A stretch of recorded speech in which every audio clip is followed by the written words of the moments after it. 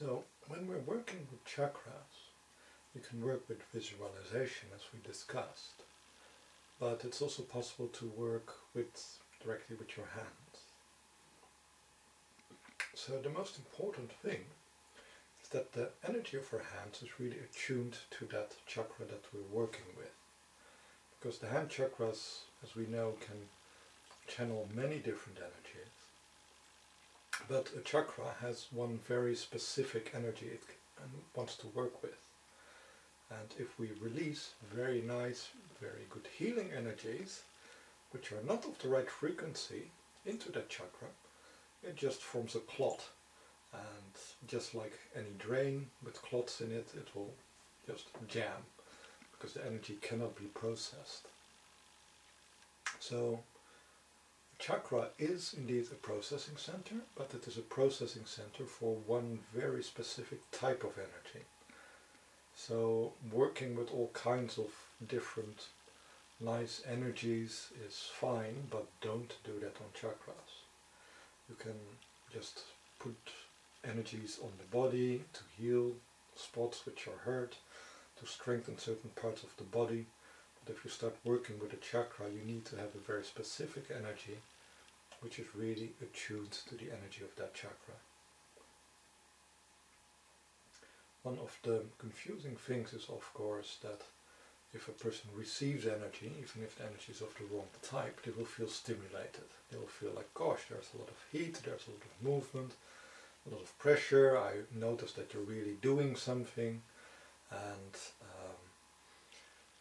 so you won't get negative feedback immediately. But usually what the person will find is that after the treatment they will get more and more tired, more or less unbalanced, more grumpy, and usually after 3 or 4 days then the problem has reached its peak and will then become less bad, because the energy you've given them will finally start to release itself. So if your client is having this pattern of like feeling great after the treatment, then going down for a period of 3 or 4 days and then slowly starting to recover again, that probably means that the energy you're putting in this chakras is not pure enough. So, and this is also the first and most important thing you can do with a chakra, to purify it. And this is the tricky thing, because to purify it, the hand has to be a magnet to pull out the energies which don't belong there. And with the other hand you have to fill it up with energies that do belong there.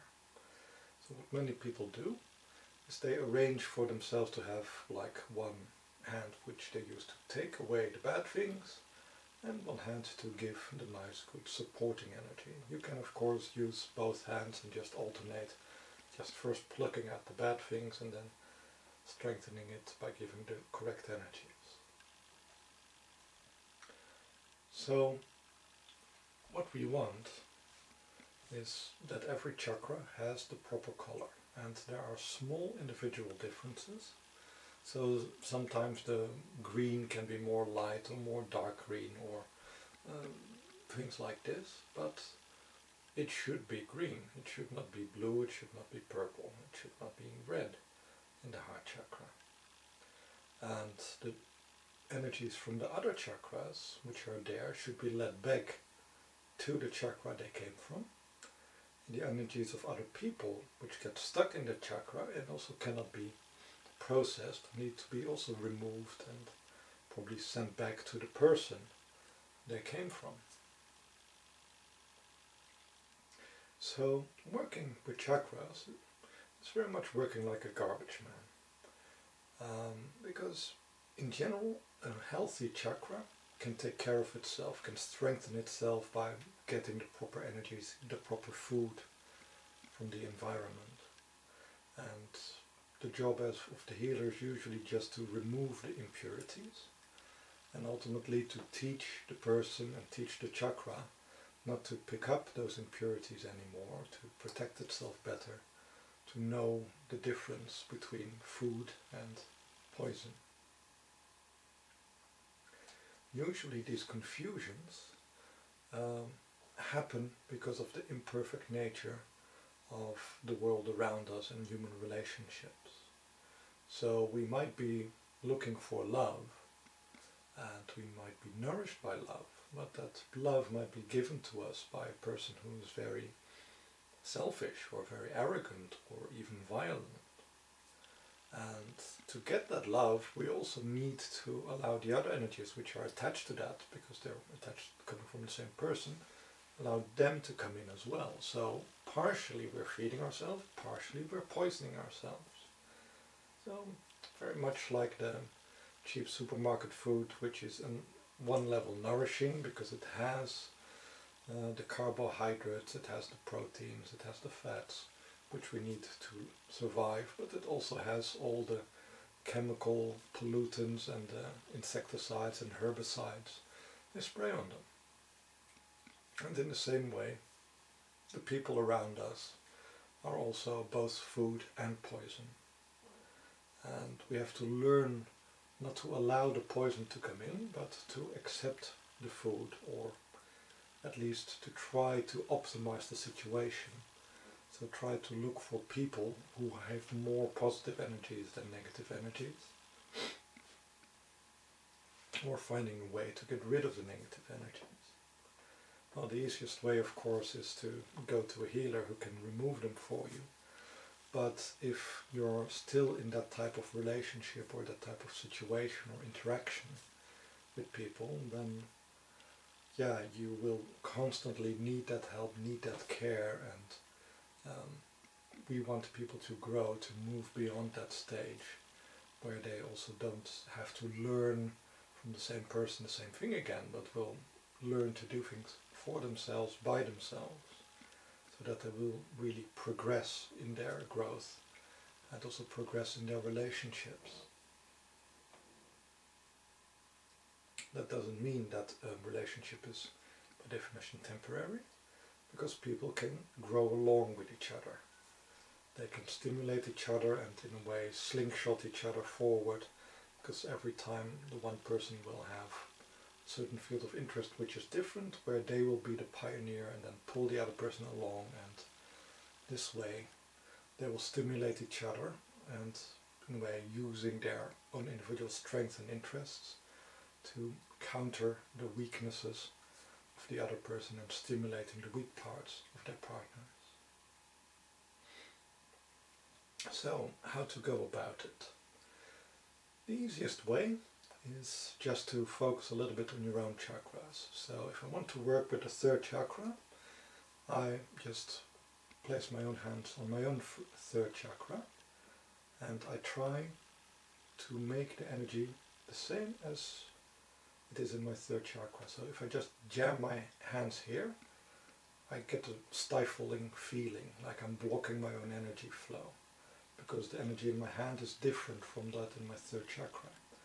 If the energies are the same, they're not blocking each other.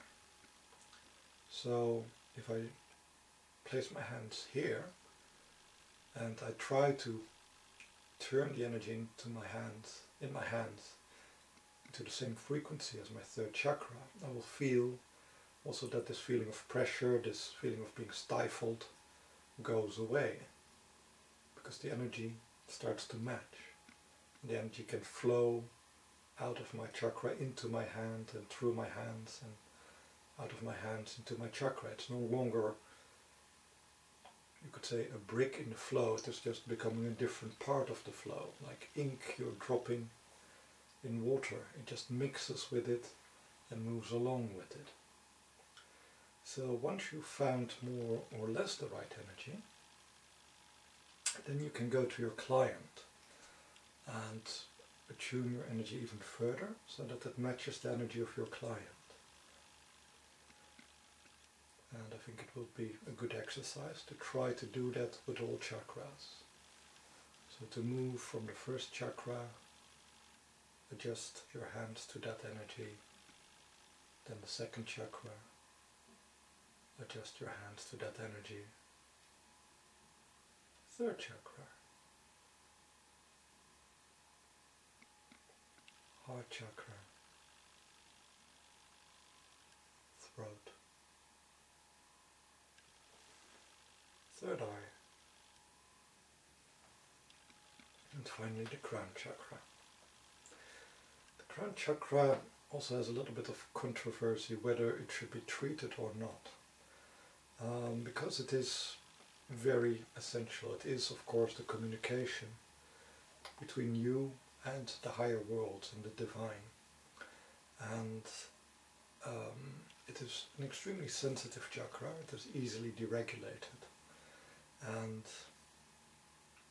also because of its importance, it is in many traditions seen as wrong, or at least unwise, to allow another person to work on the head. Because if your attunement with the higher worlds changes, and for instance you get attuned to their master or their gods or their guides instead of to your own, you will be completely misguided. Even though their guides may be very good guides and their powers they work with may be very good, but it is not your path, it is not how you should develop, it is how they should develop. And there is in some religions also a method of blessing where indeed the hand is placed upon the crown chakra to align the crown chakra to only accept influences which are approved by that religion, so that everybody who is in a way initiated in that religion or in that tradition will have the same teachers, will have the same masters, and will ultimately follow the same path of self-development. And although this is in one way safe, I don't consider this to be a good technique, because I believe that as individuals we should be able to make our own choices rather than being locked into a certain tradition or into a certain path. No matter if I think that my path is better than somebody else's path, it doesn't give me a right to interfere between that person's contact with their deities. And I think that indeed as a human being I have no such authority, or I should not assume any such authority. So treating the seventh chakra is something which I tend not to do, and if I do it, I try to do it with the utmost care, so that I don't attune the person to my heavens, but they allow them to stay attuned to their